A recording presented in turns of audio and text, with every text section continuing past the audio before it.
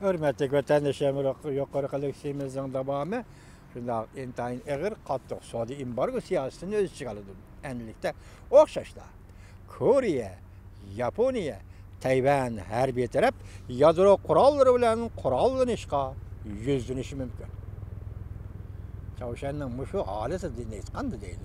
Koriye, Yaponiya, Tayvan her bir taraf yadro kuralları bilen kurallanışka yüzlenishi mümkün.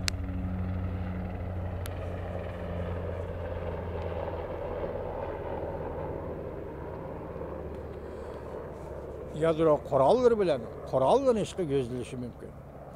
Amerika Manhattan plan şekillik rayında universallaşkan raketa sistemini qollaş gerek.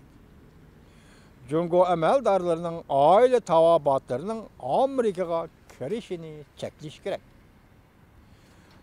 Halakat girdabıga kelip kalgan Çavuşan bir qanç xil taraqqiyat taraf yüzlenishi mümkün. Raketa qoyup beriş, Koriyaga hücum qilish, qurolsizlanishga majbur bo'lish, ya'ni yadrosizlashishga majbur bo'lish, siyosiy o'zgarish yoki fuqarolar qo'zg'oloni orqali gumron bo'lishi mumkin. Çavuşan. Sharmanda bo'lgan Jungo asta Çavuşandan voz kechishga majbur bo'lib, pul muomala, iqtisod va harbiy ishlar orqali Amerikaga ziyon solishga izlanishi mumkin. Dikkat ediniz. Hanis Efendim dedi makalesinde şermende bolgan Jungo asta Çavuşandan voz kechishga majbur bo'lib, pul muomala, iqtisod va harbiy ishlar orqali Amerikaga ziyon solishga izlanishi mumkin. Dal hozir Amerikadan zaim setilishni to'xtatdi Jungo degan gap. Xudo xolisa kelar qatamliqlik ishimizni so'zlaymiz. 4-chi. Avval mushkutirish. Çavuşan'ı tinç yolu bilen yadrosuzlaştırgandan başka. Amerika, Koriye, Yaponiya harbiy vasıtalar arkalık Çavuşan'ın yadro kurallarını tarmar qilishga majbur oldu. Demek nima deydi? Avvalmış götürüş.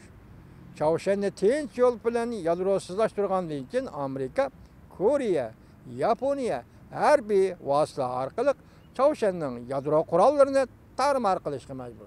Ya'ni Çavuşan'ın yadro qurolları iskilatini yo'qotmasa bo'lmaydi dedi. Bu tashqaridan hujum qilish bilan cheklanib qolmaydi. Jumladan Çavuşan'ın raketa qurollari bazasiga, qo'mondonlik markaziga, zambirak va raketa qo'yib berish harbiy bazalarga va qirg'ichi qurollar iskilatlarga hujum qilishdimi o'z ichiga oladi. Lekin bundaq harakat nihoyatda tezda zo'r ko'lamli urushga aylanadi. Sakratga tushgan Çavuşan birinchi bo'lib Koriya, Yaponiya, Amerikaning Tinch okeandagi harbiy bazalariga, Amerikaning g'arbiy qirg'oqlariga yadro qurollari bilan hujum qilishi mumkin. Zambirak bilan Seulga hujum qilib, ximiyalik qurollarni ishlatib Koriyaga yer yuzidan hujum qilishi mumkin. Amerika va Amerikaning ittifoqdoshlari urushda cho'qim g'alaba qiladi. Lekin talafot intayin zo'r bo'ladi. Butun yer shari iqtisodiy ovorchilikqa kirib qoladi. Çavuşan kommunizmga avashgan ovorchilikni qilg'uchi davlat, qo'llovchi davlat bo'lib, bu devlet yok oluş yüzden geldi.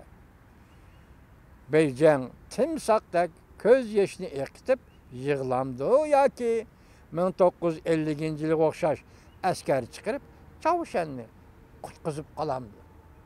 Bu ne? Hech kim bilmaydi. Ahirda maqolasida nima deydi? Çavuşan kommunizmga agashgan ovorchilikni qo'llovchi bu devlet yo'qolishga yuzlanganda. Beijing yani Jungo timsoqdek ko'z yoshini eqitib yig'lamdi yoki 1950-yilga o'xshash askar chiqarib Çavuşan'ni qutqizamdi. Buni hech kim bilmaydi.